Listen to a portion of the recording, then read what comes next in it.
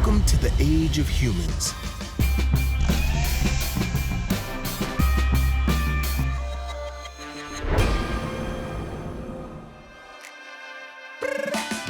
Human footprint is very much a visual journey.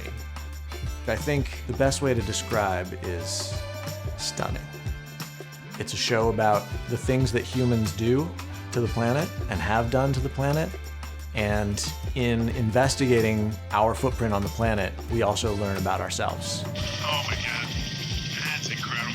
We went to 44 different cities, interviewed well over 100 people, slept in 80 different Airbnbs. I slept on the floor, I shared a bed with Neil, shared a bed with Rick, slept in tents. It was a massive undertaking that required very complicated logistics, a tremendous amount of travel, finding the best possible characters, the coolest events, the best locations, and making it as beautiful as possible. We think a lot about the visuals, about how to make this beautiful, how to make it look distinctive. And I think that's one of the things people are gonna really dig about it. When we were thinking about kind of the overall feel of the series, I knew that I wanted to kind of emphasize the various characters in a way that stood out and felt a little different than a lot of documentary programming. There's a lot of fiction series that have leveraged vintage glass to create, like an interesting look. Canon has a bunch of different prime lenses. They've got the regular C&E lenses, which amazing prime lenses, super, super sharp. I think one of the things about those C&E lenses is that they're almost like too sharp. It's like everything's perfect. So they came out with this line of lenses called the Canon Sumire lenses. Sumire in Japanese means to bloom, which describes the effect that happens when you open up these lenses to a really wide aperture. T1.4, T1.2, T2, you get a lot of chromatic aberrations in the micro details of the lenses, which create this sort of like misty look that surround the details. It feels kind of like that cinematic Hollywood feel that you might expect from like the 70s and 80s. It just looks incredible.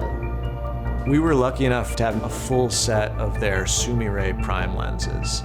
These are beautiful, large aperture prime lenses that cover a full 35mm frame. They're bright, they have a distinctive, very organic look. They're not clinical, they're not overly sharp, but they're still really crisp. Yeah, they just have a really magical look.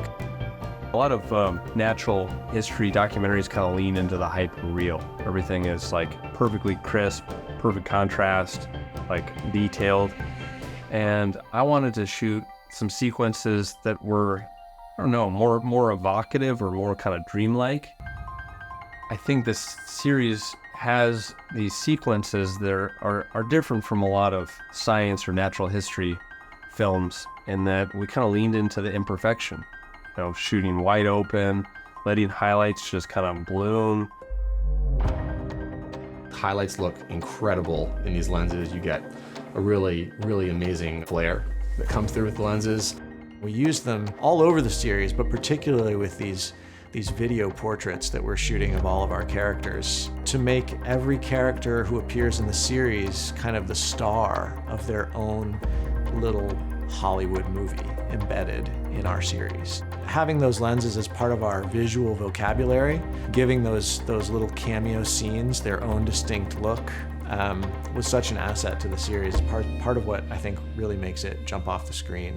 It gives the series like a cinematic feel in certain places that like you cannot replicate. Anytime we had a scene where we could bust out these Sumires was just like so fun. It's fun to watch. I hope that comes across when people watch it. And I hope audiences leave the show saying, I need another season. So, man, Canon, very good work with those lenses. We will be using them in the future. I love them. I'm in love with them.